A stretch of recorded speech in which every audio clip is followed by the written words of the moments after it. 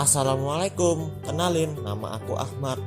Aku keturunan Jawa. Shalom, nama aku Iko. Aku orang Kristen dan aku keturunan Chinese. Om Swastiastu, nama aku Sinta dan aku keturunan India. Guys, tugas bahasa Inggris kok susah banget ya? Mana nanti kata-katanya diubah ke bahasa Inggris lagi? Kalau diubah ke bahasa Inggris mah gampang. Yang susah itu kita bikin kalimat pakai linguistic feature-nya. Hah? Apaan tuh linguistic feature? Pasti gak dengerin waktu dijelasin di Zoom bahasa Inggris kemarin. Linguistic feature tuh macas. Contohnya, ada metaphor, simil, personification, hyperbole, dan simbol. Oh, oke, aku paham. Ya udah kalau gitu kita cari literasinya dulu aja deh. Yups, yang pasti temanya tentang nasionalisme. Nih, jadi kita nyari literasi tentang segala hal yang berkaitan dengan bahasa Indonesia. Tapi nggak ada yang mau pindah tempat nih. Di sini terus kok jenuh ya, kayak nggak seger aja gitu. Gimana kalau kerjanya di taman aja? Ya deh, kuy, ke taman aja. Taman yang deket rumah kamu. Iya, banyak tempat duduk juga kan di sana. Tapi aku udah lupa jalan ke sana. Aku tanya Google Maps dulu ya. Oke Google, di mana letak Taman Sari? 直走直到你在岔路口右转，直走到第二个岔路口，然后左转，直走10分钟后你就到了。公园就在路的左边。 Lah, emang kamu ngerti bahasa Mandarin kok? Lumayan sih, sekalian buat belajar juga. Sekarang aja berangkatnya, ntar malah kesiangan. Oke, let's go.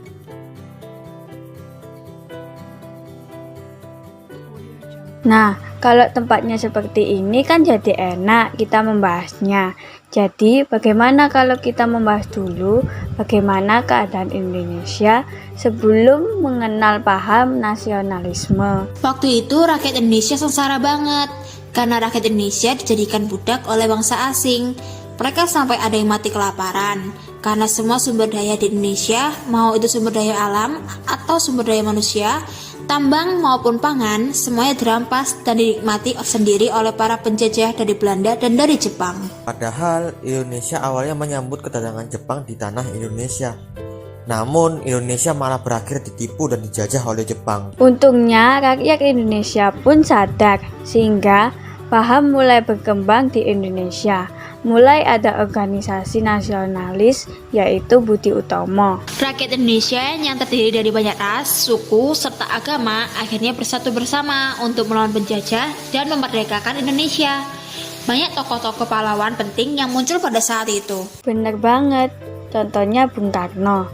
Bung Karno pada saat itu juga berceramah bahwa kita sebagai generasi muda bangsa Indonesia harus bersatu untuk memajukan dan mengharumkan nama negara, tidak tercerai-berai oleh pengaruh negatif bangsa luar. Iya tuh, kita harus hormat pada semua tokoh pahlawan yang sudah berjuang untuk memerdekakan bangsa Indonesia.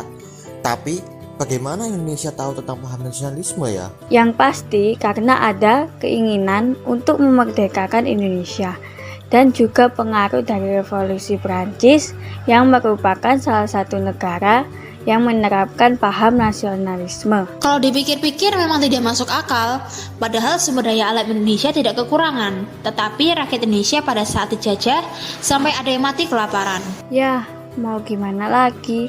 Setidaknya saat ini kebutuhan rakyat Indonesia juga terpenuhi dengan baik. Pemerintah bisa memanfaatkan dengan baik sektor pertanian, perikanan, peternakan, dan perkebunan bangsa Indonesia dan menghasilkan hal menguntungkan untuk negara Indonesia. Tapi, apakah saat ini rakyat Indonesia masih memiliki sikap nasionalisme? Dilihat dari banyak masalah yang tidak melambangkan sikap nasionalisme. Iya juga ya, saat ini sering timbul kericuhan di sekitar masyarakat yang tindakannya bertolak belakang dari sikap nasionalis dan tidak menghargai keberagaman, seperti banyaknya demo dan tawuran demi kepentingan sendiri. Pengangguran di Indonesia juga bukannya berusaha melakukan hal yang positif, tetapi malah memperbanyak kasus kriminalitas seperti melakukan pencurian dan menjadi preman yang menindas orang yang lebih lemah. Nekat sekali ya, padahal kasus pencurian termasuk melanggar hukum loh.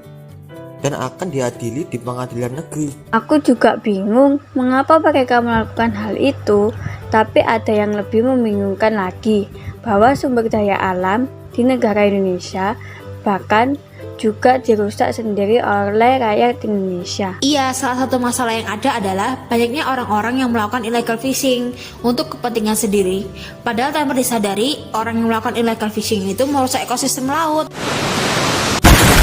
Iya tuh, padahal jelas-jelas sudah tertulis dalam Undang-Undang Nomor 45 Pasal 76A tentang perubahan atas Undang-Undang Nomor 31 Tahun 2004 tentang perikanan, bahwa kapal pelaku illegal fishing akan langsung ditenggelamkan. Selain itu, masih ada banyak lagi penyalahgunaan sumber daya seperti tidak menutup kembali tambang, penebangan, pembakaran hutan, dan lain sebagainya. Aku bingung, kenapa sih rakyat Indonesia melakukan tindakan yang tidak bertanggung jawab sehingga merugikan negaranya sendiri? Apakah mereka iri dengan negara lain dan menganggap negara lain lebih baik? Padahal Indonesia adalah negara yang unik dan kaya. Bahkan kapal asing sampai mencuri sumber daya kita. Tapi kita sendiri justru malah merusaknya. Tidak hanya kemampuan sumber daya alam negara Indonesia yang unggul, sumber daya manusianya juga loh. Walau sumber daya manusia negara Indonesia termasuk sedikit, tetapi ada juga orang yang memiliki talenta dan kemampuan dalam bidang tertentu. Yap, bener tuh. Contohnya ada tim bulu tangkis ganda putri dari Indonesia yang berhasil melambungkan nama Indonesia dengan memperoleh medali emas saat kompetisi Olimpik di Tokyo. Wah, negara Indonesia memang sungguh beragam ya. Tidak hanya beragam dalam suku, ras, dan agama, tetapi juga tiap orang memiliki beragam hobi, talenta, keinginan, dan beragam impian yang ingin dicapai demi menjunjung nama baik Indonesia. Kita juga harus begitu, guys. Kita sebagai generasi milenial juga harus ikut berpartisipasi dalam memajukan bangsa Indonesia melalui hal-hal kecil seperti mematuhi hukum yang ada, mematuhi tata tertib sekolah, menghargai adanya keberagaman dan juga HAM. Benar, kita memiliki hak dan kewajiban yang sama. Jangan biarkan keberagaman bangsa Indonesia menghilang. Kita harus memiliki sifat nasionalis dan menyatukan kekuatan tiap orang agar dapat menjaga keutuhan NKRI. Wih, keren nih teman-temanku, pada ngerti dan berusaha mengembangkan negara Indonesia. Ya udah yuk, lanjut kerja tugas lagi. Soalnya mengerjakan tugas kan salah satu kewajiban kita. Aku punya ide nih, gimana kalau judul puisi kita Bhinneka aja, yang artinya keberagaman. Wah, boleh tuh. Aku setuju. Bagus juga. Ya udah pakai judul itu aja. BTW, habis jalan kesini, kakiku kok terasa sakit dan lelah ya? Oh, itu mah karena kamu yang jarang olahraga, sehingga badanmu tidak bugar. Setidaknya lakukan olahraga santai seperti kebugaran jasmani. By the way, ntar puisinya pakai backsound nggak ya enaknya? Kalau menurutku pakai aja sih. Pakai kayak instrumen gamelan Jawa yang memakai nada pentatonis aja, agar lebih terkesan oriental dan melambangkan negara Indonesia. Nah, boleh tuh kata si Ahmad, pakai aja biar dapat rasa nasionalismenya. Oke deh.